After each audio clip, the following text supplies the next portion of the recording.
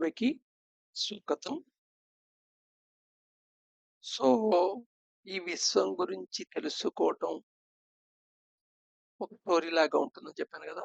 But story చెప్పడంకి purpose అంటూ ఉంటుంది. ఈ విశ్వం గురించి తెలుసుకునే స్టోరీ ఎంటర్‌టైన్‌మెంట్ కోసం కాదు. ఎప్రూవ్ చేయటానికి కాదు, డినై చేయటానికి కాదు. బట్ తెలుసుకోవాలనే ఇంటెన్సిటీ పెంచడానికి ఒక మోడల్ కింద తీసుకొని దీన్ని ఫాలో అవ్వండి చెప్పాను. జస్ట్ ఒక మోడల్. సో, ఈ యూనివర్స్ మొత్తాన్ని 2 భాగాల కింద ఉన్నాం. ఒకటి క్రియేషన్, రెండోది ఎక్సిస్టెన్స్.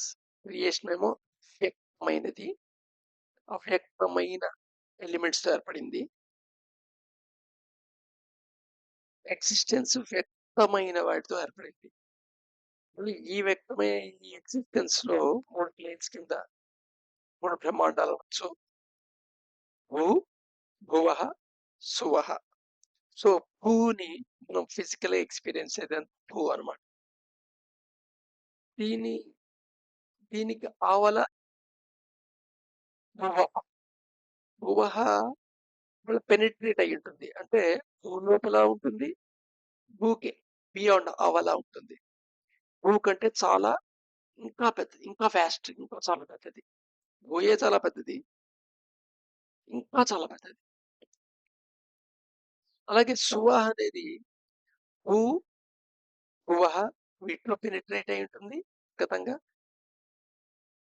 భువకి ఆవల ఉంటుంది. అది ఇంకా వాస్ట్‌ది. భూలో ఉండే నియమాలు, భువలో ఉండే నియమాలు, సువలో ఉండే నియమాలు వేరు వేరుగా ఉంటాయి. ఎక్కడ నియమాలు అక్కడివే. అందుకని ఒక చోట నియమాలతో రెండో చోట విషయాల్ని స్టోరీ రూపంలో అర్థం చేసుకున్నప్పుడు అవి అద్భుతాల కిందను, మంచి మంచి కిందను నమ్మబుద్ధిన కాని విషయాల్లాగా అనిపిస్తుంటాయి. ఇక్కడ మెయిన్ ప్రాబ్లమ్ లాంగ్వేజే. ఎందుకంటే భువః, సువః అన్‌సీన్ చూడనివి. మన మామూలుగా మన కళ్ళతో మన తో పర్సీవ్ చేసేవి కావు. కానీ ఈ పర్సీవ్ వాటికి పర్సీవ్ మనం కళ్ళతో, ముక్కుతో, చెవులతో వీటితో పర్సీవ్ చేయగలిగే ఏవైతే ఉందో వాటిని మెమరీలో పెట్టుకోవటానికి, కమ్యూనికేషన్ చేయడానికి ఏదైతే లాంగ్వేజ్ వాడుతున్నామో, ఆ లాంగ్వేజ్‌తో దాన్ని ఎక్స్‌ప్లెయిన్ చేయడానికి ప్రయత్నం చేస్తున్నాం. అందుకని కొత్త కొత్త టెర్మినాలజీస్ ఇంట్రొడ్యూస్ చేస్తున్నాం. అందుకని మనకు అర్థం చేసుకున్నప్పుడు ఇది అడ్డుపడుతూ ఉంటుంది. లాంగ్వేజ్ పార్టే అడ్డుపడుతూ ఉంటుంది.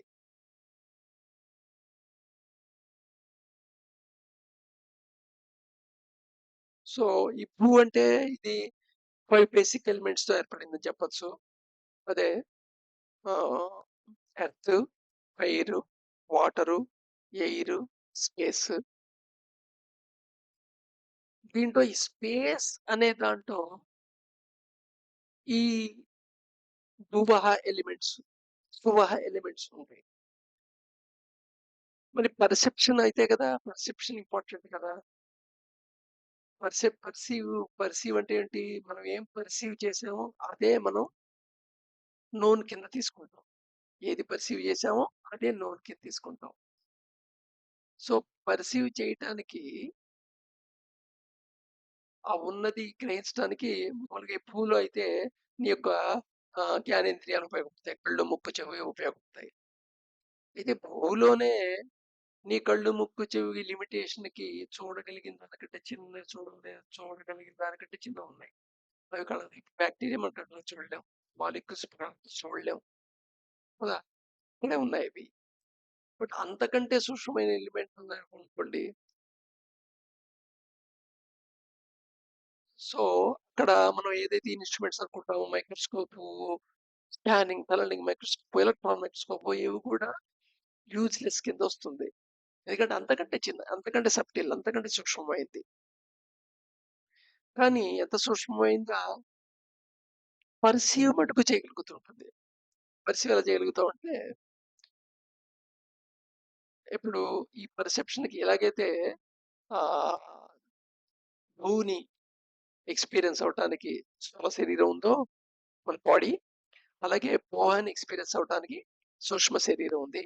పోహాని ఎక్స్‌పీరియన్స్ అవ్వటానికి కారణ శరీరం ఉంది. ఈ సూక్ష్మ శరీరం ఏదైతే ఉందో పోహాని ఎక్స్‌పీరియన్స్ చేయడానికి దాన్ని మనం యాస్ట్రల్ బాడీ అని కూడా అంటున్నాం. సో, యాస్ట్రల్ వరల్డ్ అనే పదం కూడా ఉంటుంది. కొంచెం డిస్టింగ్విష్ అవ్వండి. ఫిజిక్స్‌లో చెప్పే ఆస్ట్రోఫిజిక్స్‌లో ఉండే ఆస్ట్రల్ వరల్డ్ వేరు. మన డెఫినిషన్ ఆస్ట్రల్ వరల్డ్ అంటే నీ కంటితో చూడకుండా ఉన్నది. మొత్తం 3 డైమెన్షనల్‌గా స్పేస్‌లో వ్యాపించుంటే నువ్వు కళ్ళతో చూడగలిగే కదా! ఈవెన్ టెలిస్కోప్‌లో చూస్తున్నా కొంత బాగానే చూడగలం. సో, అలాగా టెలిస్కోప్‌తో చూడగలిగేది నాయకులతో చూడలేనిది ఏదైతే ఉందో అది ఆస్ట్రల్ వరల్డ్. బట్ ఇక్కడ ఆస్ట్రల్ వరల్డ్ అంటే ఏంటంటే భూమిలో ఇమిడి ఉంది అండ్ భూమికి ఆవల కూడా ఉంది. భూ ఒక ఎలిమెంట్స్‌తో ఏర్పడింది కాదది. సో, దానికి డిఫరెంట్ ఎలిమెంట్స్‌తో ఏర్పడింది. సో, దాని గురించి మాట్లాడుతున్నమాట. సో, ఆ వర్చువల్ వరల్డ్ మనం ఎక్స్‌పీరియన్స్ అవుతుంటాం. పర్సీవ్ అవుతుంటాం. ఆ పర్సెప్షన్ ఏంటి మనం డ్రీమ్ స్టేట్‌లో పర్సీవ్ అయ్యే ఛాన్స్ ఉంటుంది. డ్రీమ్ స్టేట్‌లో. సో, ఇక్కడ డ్రీమ్ స్టేట్‌లో పర్సీవ్ అనంగానే ఆహ్, డ్రీమ్ గురించి మనం అనుకునే డెఫినిషన్ వేరు. వేకువ టైంకి, డ్రీమ్‌కి కంపారిజన్ చేసుకుంటే, మనం వేకువని ఎలాగైతే రియల్ అనుకుంటున్నాం. వేకువగా ఉన్నదేమో, ఎవేకెన్‌లో ఉన్నదేమో, మెలుకువతో ఉన్నప్పుడు ఉన్నదంతా ఏమో రియల్ అనుకుంటున్నాం. డ్రీమ్ ఏమో ఇమాజినరీ, అన్‌రియల్ అనుకుంటుంటాం. ఎందుకు అనుకుంటున్నాం అంటే కారణం కంటిన్యూటీ అనేవాళ్ళం. లేచున్నప్పుడు నీకు కంటిన్యూటీ ఉంటుంది. అదే డ్రీమ్‌లో నీకు కంటిన్యూటీ కనిపించదు. యాక్చువల్‌గా డ్రీమ్‌లో కనిపించే కంటిన్యూటీ సంగతి మనకు తెలీదు పర్సెప్షన్‌కి. డ్రీమ్ అయిపోయి లేచిన తర్వాత నువ్వు ముక్కలు ముక్కలుగా దాంట్లో ఉన్న విషయాలను మాత్రమే గుర్తుంచుకుంటావు. మొత్తం డ్రీమ్ గుర్తుంచుకోలేవు.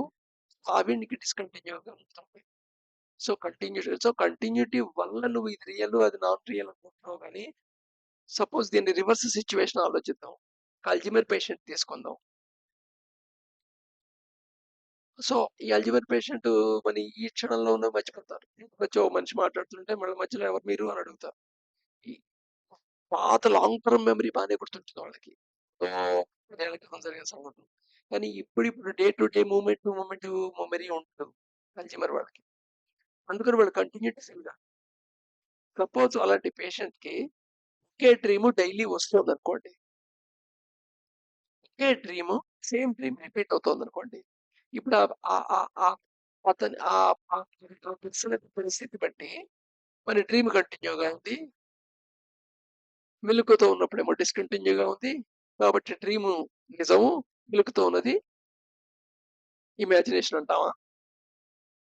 స్టిల్ అయినా సరే అప్పుడేమంటాం? ఇక్కడ డిసీజ్ ఉంది కాబట్టి ఇలా ఉంటుంది. వీడికి ఇలా అనిపిస్తుంది. బట్ ఆ! డ్రీమే కంటిన్యూగా అయినా అంటాం.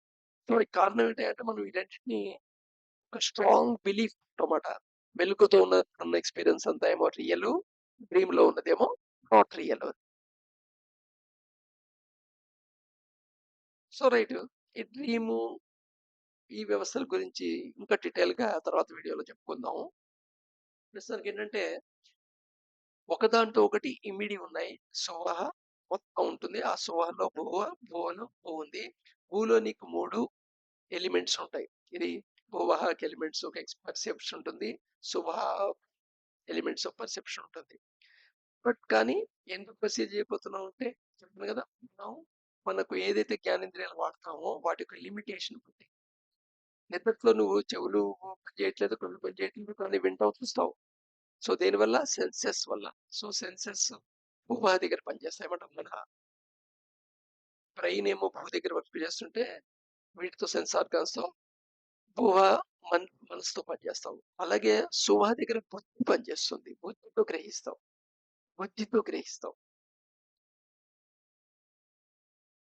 వీటన్నిటిని ఎన్‌కంపాస్ చేస్తూ ఉండేదాన్ని మహా మహా రీజియన్. ఇది కూడా చాలా వాస్ట్. ఈ మూడిటి కంటే చాలా పెద్దది వాస్ట్. ఈ మహా రీజియన్ సెపరేట్ చేస్తూ ఉంటుంది. దీన్ని ఎగ్జిస్టెన్స్‌ని, క్రియేషన్‌ని, ఎగ్జిస్టెన్స్‌ని ఆ రీజియన్ సెపరేట్ చేస్తుంటుంది. ఈ మహాన్ని మనం ఏమని చెప్పాం? అన్‌సీన్. యూనివర్స్ అని చెప్పాం. భూనేమో సీన్ యూనివర్స్ అని చెప్పాం. మనం చూడగలిగే ప్రపంచము. చూడలేని ప్రపంచం భువ అని చెప్పాము. ఇదో రకంగా చెప్పాలంటే సెమీ రియల్ యూనివర్స్ అని చెప్పొచ్చు. రియల్‌గా సెమీ రియల్ అది. అలాగే సుహ వచ్చేప్పటికి నియర్ రియల్. Near real. రియల్‌కి ఆల్‌మోస్ట్ కొంచెం కొంచెం దగ్గరగా ఉంటుంది కోణాల పరంగా. మహా అనేది రింగ్ పాస్ నాట్ అని చెప్పుకోవచ్చు దాని పేరు. ఈ మహా అనేదేమో ఉపనిషత్తులు వీటిలో వాడే వేదాల్లో వాడే మాట. యూనివర్స్ గురించి చెప్తుంది. కొన్ని రింగ్ పాస్ నాట్ అని పేరు పెట్టుకుందాం. రింగ్ పాస్ నాట్ అంటే ఈ చుట్టూరా ఎన్‌కంపాస్ చేసి ఉంటుంది. దీన్ని దాటి వెళ్ళలేదు ఏది. ఏది ఎగ్జిస్టెన్స్ లో ఉన్నది ఏదైనా సరే ఇక ఎగ్జిస్టెన్స్ లో ఫార్మ్ అయింది. ఎగ్జిస్టెన్స్ లో ఫార్మ్ అయింది మళ్ళా క్రియేషన్ ఆఫ్ ఎలిమెంట్స్ నుండి ఏర్పడింది. కానీ ఎగ్జిస్టెన్స్ లో అలా ఫార్మ్ అయింది ఏది రింగ్ పాస్‌ని క్రాస్ చేసి క్రియేషన్‌కి వెళ్ళలేదు. క్రియేషన్ నుండి ఉండి ఎగ్జిస్టెన్స్ లోకి వచ్చిన యాజ్ ఇట్ ఈస్‌గా ఏదైనా ఉంటే అది మటుకు పాస్ పాస్ అవ్వనవ్వచ్చు. సో, ఇక్కడ పర్సీవ్ నువ్వు చేయాలి అనుకుంటే ఈ భూవాసు పర్సీవ్ చేయాలనుకుంటే భూ అడ్డు తగులుతూ ఉంటుంది. నెక్స్ట్ భూలో నువ్వు ఒక పర్సీవ్ చేసింది, భూవహలో పర్సీవ్ చేసింది, సోలో పర్సీవ్ చేసింది భూ జ్ఞానంతో నువ్వు లాంగ్వేజ్ రూపంలో అర్థం చేసుకోవడానికి ప్రయత్నం చేస్తుంటావు. యాక్చువల్‌గా ఇష్యూ అన్నమాట ఇక్కడ. మళ్ళా కంటిన్యూ అవుదాం.